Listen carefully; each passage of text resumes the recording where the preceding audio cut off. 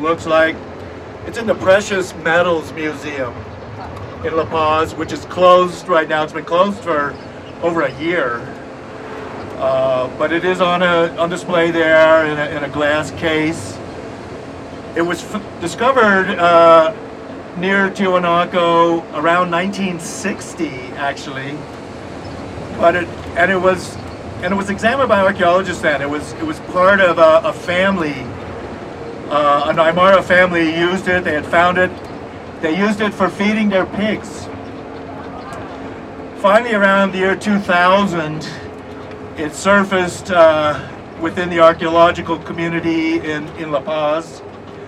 The owner of the Fuente Magna bowl was a guy named Maximiliano.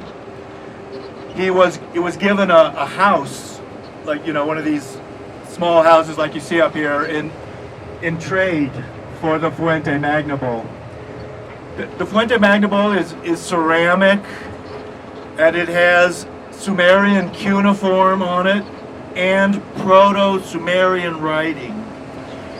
And Sumerian scholars date it to around 3,000 to 3,500 BC. So that's about 5,000 years old or so. It has two types of writing on it. Also, around the year 2000, the Pocatilla monolith, a red granite monolith, was also found near Tiwanaku. It also has cuneiform and this Proto-Sumerian hieroglyphic writing on it.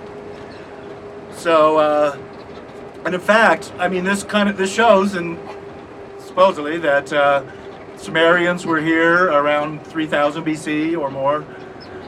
That puts it older than the so-called oldest ruins in South America, which is Carol,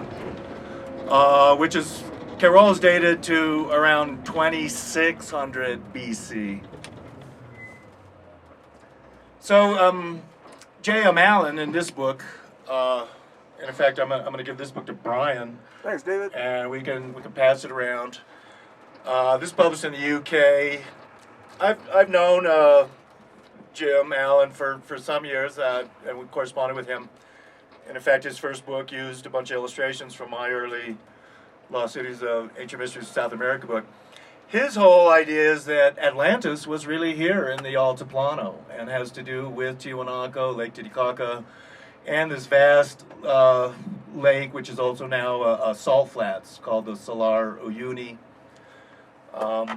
It's kind of a rare book. For those of you in the United States and Canada who want to get a copy, we do sell it with Adventures Unlimited. You can buy it from us. We imported a bunch of copies. In the UK, you might be able to get it from Amazon.co.uk, I suppose. So, in fact, we can kind of pass this around.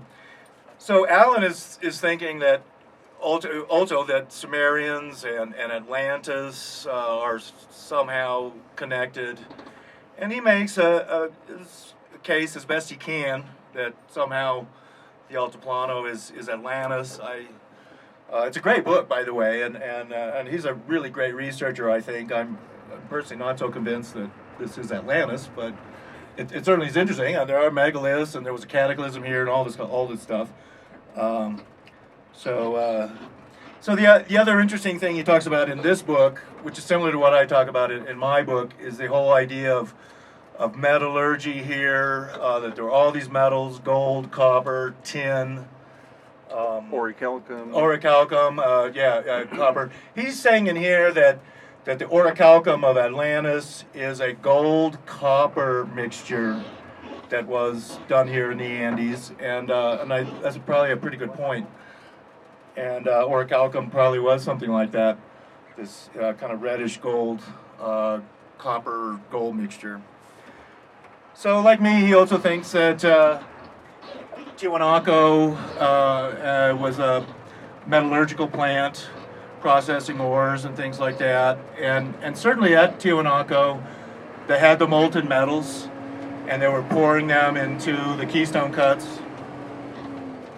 And as well, I mean, there was a lot of metals at Tiwanaku. The walls were covered with sheets of gold and copper and silver too, apparently, which is kind of what the walls at Atlantis were also said to be covered like that. We're at a side area of Tiwanaku in Bolivia, and this area where most people don't bother going is where we find some of the most amazing examples of lost ancient technology.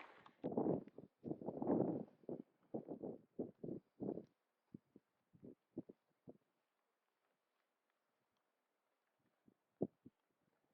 of these stones you find the little spirals of snake here actually. I don't like spirals. Well, and that ain't what it takes to love me. Wedding one.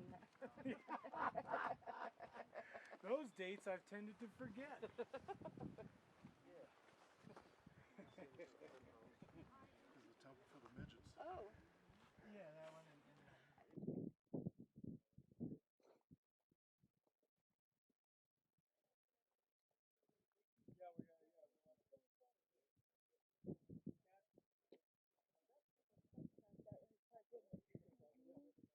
That's an ancient break. Oh, he's blowing his thingy again. Hands in the famous Tiki position. This is what you see, and you go to Tahiti and New Zealand and stuff. You buy Tiki medallions, and that's one hand over your heart and one hand over your stomach. And on Pacific Islands, this is very famous position.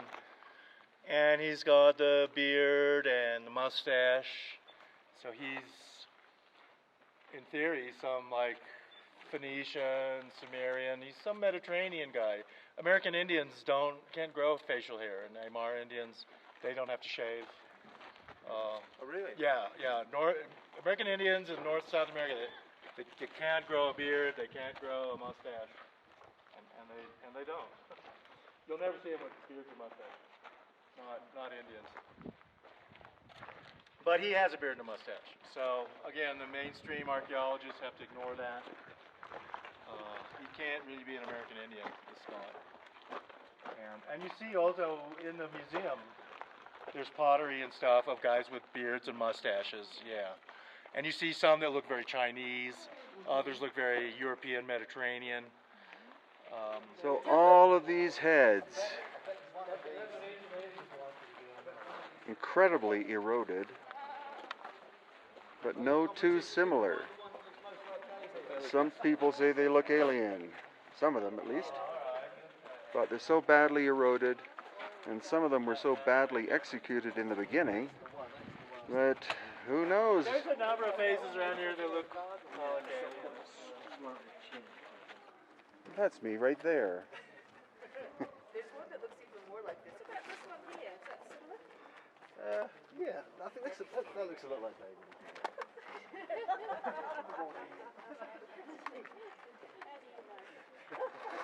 Yeah, good point. Yeah.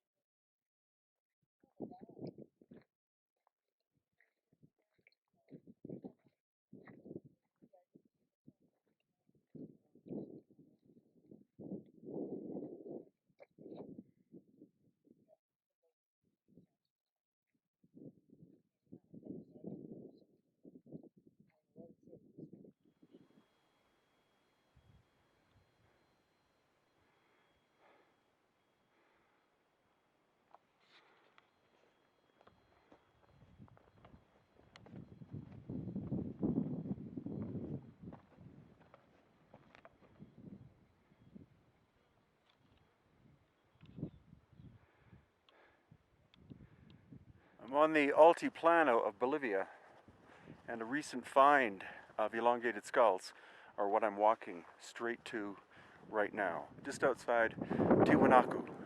So of those that are here, this one is quite intriguing. This one to a lesser extent.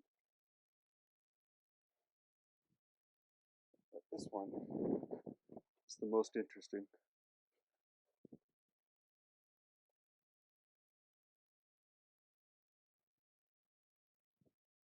There we go.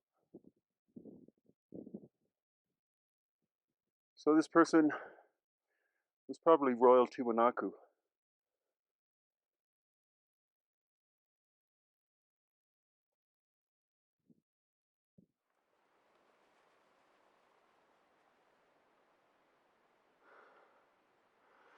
minimum 2,000 years old, possibly older though.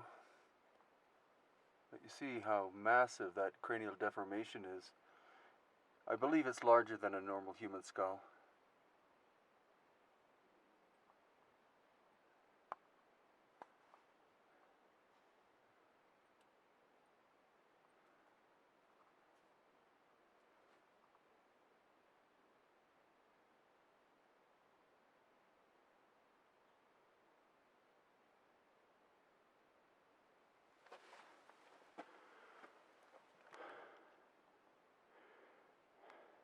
Now these skulls have been found all over the world, but there's a huge number of them in the highlands of Peru and highlands of Bolivia, especially where you find incredibly ancient sites, as the average age of these is at least 2,000 years.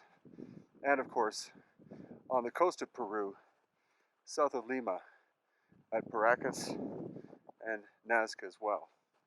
Puma Punku is one of the strangest sights on Earth because it's here high on the altiplano of Bolivia, about 7 miles from Lake Titicaca, and the precision of the surfaces here are basically beyond belief. This could not have been the work of a primitive Stone Age or Bronze Age culture.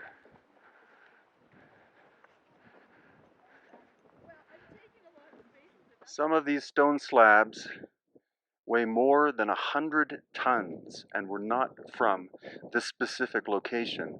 They had to have been brought in from between 5 and 10 kilometers away.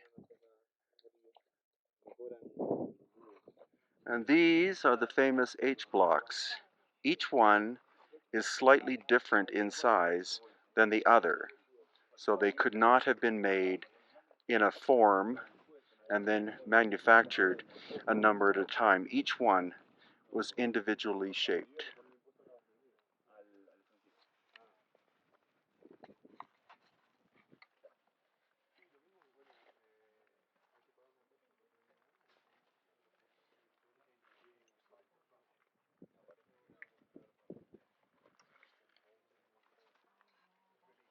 And none of these foundation blocks here, some of them, or at least one weighing over 130 tons, doesn't look like it's in its original position. It looks like they were all pushed together.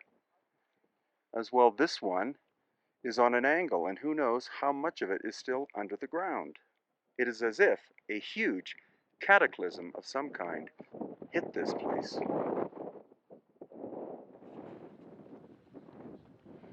So what the hell is this place, and why is nothing in its original position? Again, even the massive foundation blocks here. This one may be in its original position, and maybe one at the far end, but the others look like they've been shoved together.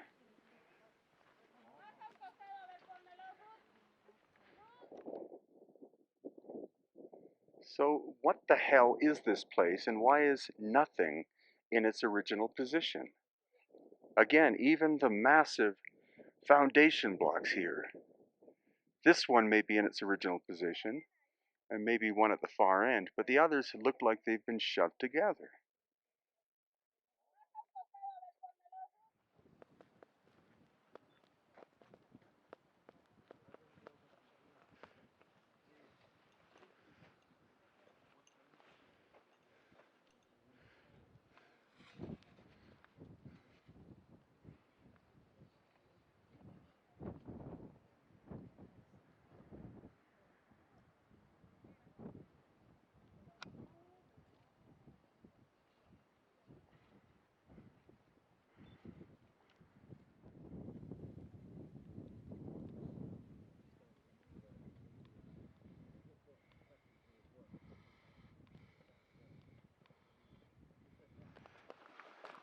I can feel that, it just makes you tingle.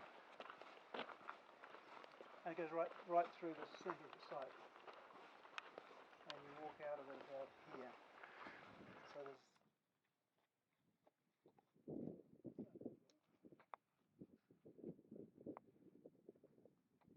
Most mainstream archaeologists believe that this site was made possibly 2,000 years ago by a Stone Age or possibly Bronze Age culture. But as you've seen with the level, the flatness of the stone, that is impossible to achieve with hand tools, even modern hand tools. This had to have been done with machine tools sometime in the very distant past.